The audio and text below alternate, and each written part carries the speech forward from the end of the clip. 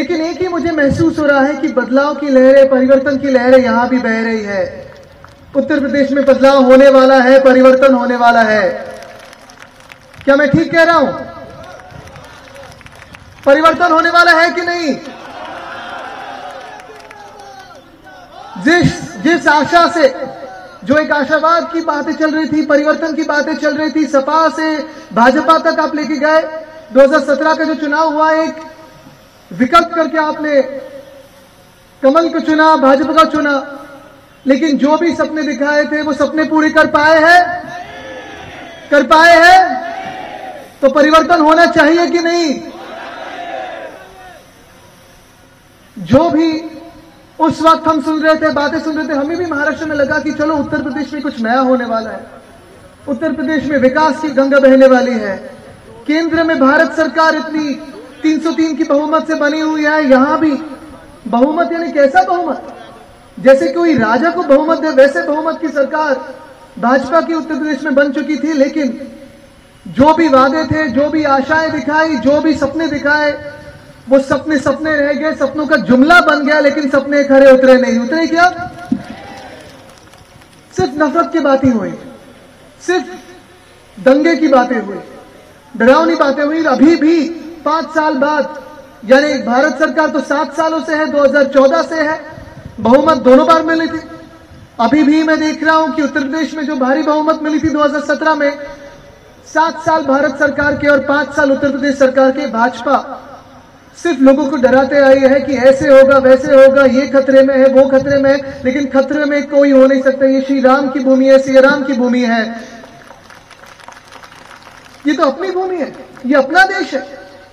अगर आप देखिए शिवसेना की राजनीति देखिए, तो हमारे जो शिवसेना प्रमुख हिंदू हृदय सम्राट बाला साहब ठाकरे हैं, उन्होंने हमेशा यही कहा है कि जब जब राजनीति करे तो वो लोगों के लिए करे, समाज सेवा के लिए करे, राजनीति नहीं लेकिन समाज सेवा करे। जब जब चुन के आए, सरकारें बने, तो हर एक को हक है, हर एक को अधिकार है कि अपना अपना धर्म की बातें कहे, धर्म के अधिकार में कहे। लेकिन उसी के आगे जाते हुए शासन ये धर्म के बारे में होता नहीं, शासन ये लोगों के लिए होता है। खून खून में फर्क नहीं होता, हर एक का खून लाल होता है। ये मानव धर्म की बात है। मुझे याद है 3-4 साल पहले हमारे महाराष्ट्र में भी किसान आंदोलन छेड़े थे। हमारे किसाई भाई बहन मुंबई की ओर चले आ रहे थे, एक मोर्चा लेके आ रहे थे, बड़ा विशाल मोर्चा आ रहा था। और तभी की जो भाजपा सरकार थे, जिसमें हम भी शामिल थे, हमें अभी दुख होता है कि उस सरकार में हम शामिल थे, क्योंकि बहुत सारी गलत चीजें उस समय हुई। लेकिन अभी हम अच्छी शासन चला रहे हैं, महाविकास आघाड़ी चला रहे हैं। तब भी राजू जी उन किसानों को क्या क्या नाम कहे थे, क्योंकि उनका झंडा लाल था, उनकी खून का रक्त का जो खून का रंग था वो लाल था। उनको माओवादी कहा गया, उग्रवादी कहा गया, आतंकवादी कहा गया। लेकिन वो किसान थे, वो अपने हक के लिए चल के आ रहे थे। और मुझे लगता है वही चीजें अब भी पिछले साल याद हो रही थी। हुई कि नहीं? यहां लखीमपुरी कौन भूल चुका है? कोई भूल चुका है? और ये बातें अपने मन में है, दिल में है, कहीं ना कहीं तो एक जख्म दे चुके हैं। और इसलिए मैं जब देखता आया हूं, अभी भी जो कोई बातें चल रही थी, मैं राजू जी से पूछ रहा था कि यहां विकास हुआ कि नहीं।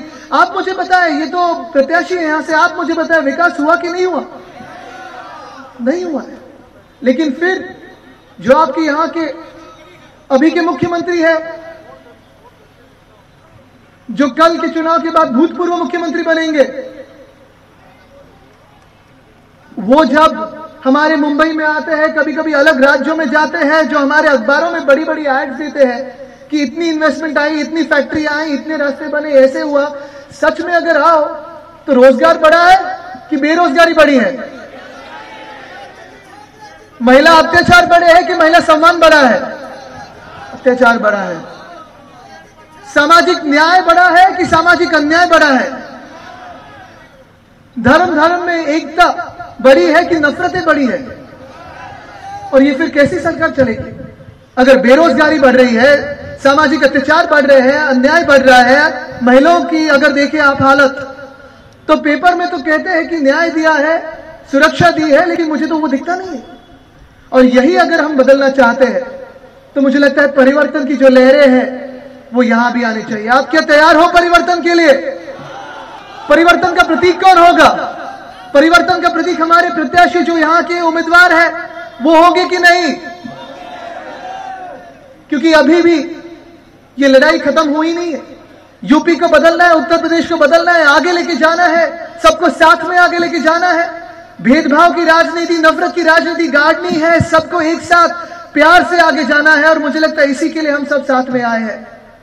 जैसे राउत साहब कह रहे थे, प्रियंका जी कह रही थी, मुझे लगता है धैर्यशील जी भी कह रहे थे कि हमारे मुंबई में काफी सारे यहाँ के नागरिक अभी महाराष्ट्रन बन के रह रहे हैं, मुंबईकर बन के रह रहे हैं। उनकी जिम्मेदारी तो हमारी है, उनके प्यार के साथ हमें उनको आगे लेके जा रहे हैं और लेके जाएंगे। लेकिन राजू जी, मुझे एक ही बात याद है जो शायद हम जो भी कर पाए वो कर पाए हैं, लेकिन तो भी देश के लिए अच्छी बात नहीं रही और एक घाव देके चला गया है। कोरोना का जब संकट आ रहा था, देश पे बढ़ रहा था, मुझे लगता है 23 से 24 मार्च का वो दिन था, जनता कर्फ्यू लगा था। और तभी काफी सारे उत्तर प्रदेश के हो, बिहार के हो भाइयों बहनों, मेरे सारे उधर के लोग, नागरिक जो मुंबई में बसे हैं, उनको वापस गांव में आना था, अपने माता पिता के पास आना था, अपने परिवारों के पास आना था, अपने बच्चों के पास आना था। सारी भीड़ उमड़ चुकी थी। हमारे कुर्ला स्टेशन हो, छत्रपति शिवाजी महाराज टर्मिनस हो, अन्य शहरों में भी काफी भीड़ उमड़ चुकी थी। सारे लोग ट्रेन के स्टेशन पे गए थे और पूछ रहे थे कि ट्रेनें कब छूटेगी, यहां से हम गांव कब जा सकेंगे, हमारे परिवारों के पास कब जा सकेगा, मेरे माता पिता के आशीर्वाद कब ले सकेंगे। और तब हम स्वयं फोन कर रहे थे, मुख्यमंत्री उद्धव साहब ठाकरे, महाराष्ट्र के मुख्यमंत्री भी फोन कर रहे थे भारत सरकार को